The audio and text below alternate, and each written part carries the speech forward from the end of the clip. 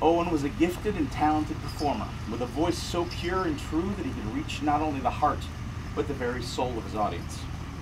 Able to sing in many languages, his music knew no boundaries, and he was as at home performing in a bar as he was on stage at festivals across the country and throughout Europe. Turn the page. If you will indulge me for a few moments, I just want to share with you a couple of my own experiences. Back in the year 2000, I had all but given up my professional music career. I was burned out from playing 5 to 6 nights a week and working a day job 6 days a week. I was physically and mentally exhausted. I stopped playing, I sold off much of my music gear, sold my CD and record collection. And some of you may not know what records are. Ask your parents. We still love you, man. Yeah, serious. And I actually hadn't even listened to the radio in nearly a year. In July of that year, I had the opportunity to see Owain perform at the Great Lakes Medieval Fair. I was moved by the amount of emotion with which he sang each and every song, and the music was that of beauty and substance. Several weeks later, while attending the Michigan Renaissance Festival, I again had the opportunity to hear Owain perform. And also, since it was a rainy day, I was able to spend much of the day at the stage with Owain, Lady Paula, Judy Plester, and Rio Blue. On that day, it was Owain that inspired me to return to music. And this time it was with more passion than I ever experienced before. It's because of Owain that I'm here today doing what I love to do. Over the years, I had the opportunity to share the stage with Owain at festivals across the country. In 2004, we were at the Las Vegas Renaissance Festival, found ourselves struggling to get to our stage in the middle of a sandstorm. The wind was gusting at about 70 miles an hour. We went from the guild encampment around the lake to get to our stage. Owain was performing, followed by myself. And the wind was just blowing the sand everywhere, literally covering our heads with cases, fabric, whatever we could find. After our performances, we found ourselves back in the guild encampment, drinking and laughing as we tried to remove the sand from our eyes and our teeth. Another time, while at a dinner party, Owain shared with us his love for red wine, the red wine on the table. As we emptied one bottle, Owain would bring out another and say, "Now try this one, now try this one, now try this one." Well, several bottles later, Cousin Owain, as we named him that night, shoeless and laying on the floor, was ready for a good nap. You can find that picture online, by the way. You can tell it's the right one because my red and black guitar case is right next to him. With Owain, the person you saw on stage was how he was in real life. He loved to laugh, had a wicked sense of humor. A few years back, Owain was in desperate need of a root canal, but he talked the dentist into holding off until Monday so he could perform. Armed with a fresh supply of Vicodin, Owain took the stage for his 4 daily shows, providing the audience with what was undoubtedly the funniest performances they had ever seen on that day. Well, in the audience participation part of the song Fuji, Fuji, Fuji, Owain invited first all the men to sing the chorus, then all of the women. Then, spontaneously, he invited all of those on Vicodin to sing. Of course, he was the only one singing, going, la, la, la, la, la. Also, after touring in Europe, opening for Ritchie Blackmore and Blackmore's Night, Owain loved to tell the story of a photograph that was taken of himself along with Ritchie and Candace Knight.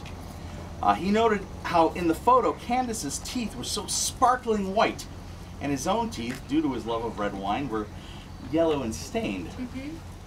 Well, as the story goes, he would say, "So my friends, through the magic of Photoshop," he took that picture and made all of Candace's teeth yellow as his. The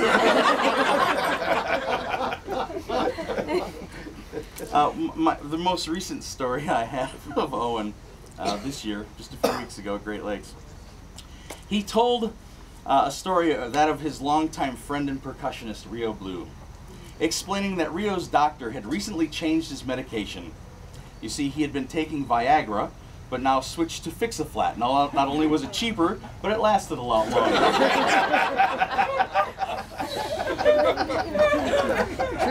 Even more recently, after being admitted to the hospital, Owain was asked if he had taken any medication in the last 24 hours, to which he responded, "Only Viagra." Lady Paula gasped and quickly replied, "No, no, no, honey, no, no, no, you mean Vicodin." Well, everyone had a good laugh, but he had to endure a lot of teasing from the nurses after that. Owain was a remarkable man, and he touched so many people's lives. The fact that there are so many of these memorial services taking place at festivals around the country is a testament to the love and respect we all share for him. Owain was a good friend, and I think that the fact that so many people know him, so many people love him, speaks so highly of who he was. And you know, again, you may have only known him from the stage, but what you saw was the real person. And recently, for those who may not know, a lot of the musicians, we compiled a CD of songs, 17 in fact, on Volume 1, on a CD that we titled, "For the Benefit of Mr. Phyfe, A Little Help from His Friends." I don't know where that title came from. Could be a Beatles reference, maybe, I don't know. We had hoped to raise money through that CD to help pay Owain's hospital bills.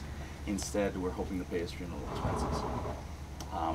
I will tell you the good news from the manufacturer's website. Just on Thursday, I got the information that the first check, just for the month of August, has been sent to Paula, and it was damn near $3,000. Just for the first month. That does not include the CDs that all the musicians have been selling at fair. That's right. That's just the ones that go directly into the check that's sent to Paula. Yeah. Now, in case you're interested, we do have a few copies left. I know Terry has a few as well. So if you want those, you can get them. Speaking of Terry, we're going to have Terry come up right now. Terry was one of the musicians that donated a song to the CD, and I felt that it was very fitting, since he had the opportunity to share the stage with Owain many times, that he comes up and shares that song with us.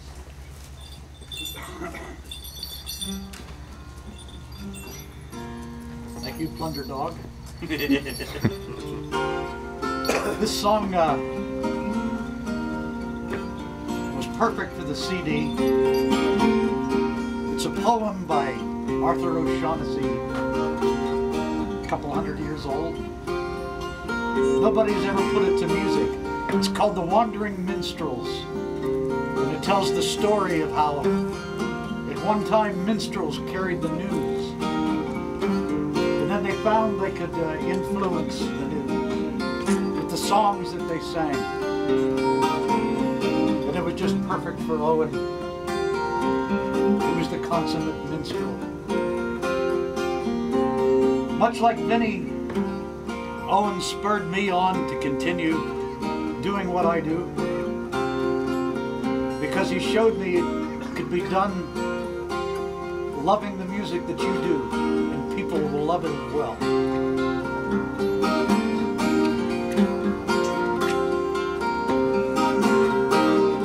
We are the music makers, we are the dreamers of dreams, wandering by lone sea breakers, sitting by desolate streams. World losers, world forsakers, on whom the pale moon gleams. Yet we are the movers and shakers of the world forever it seems.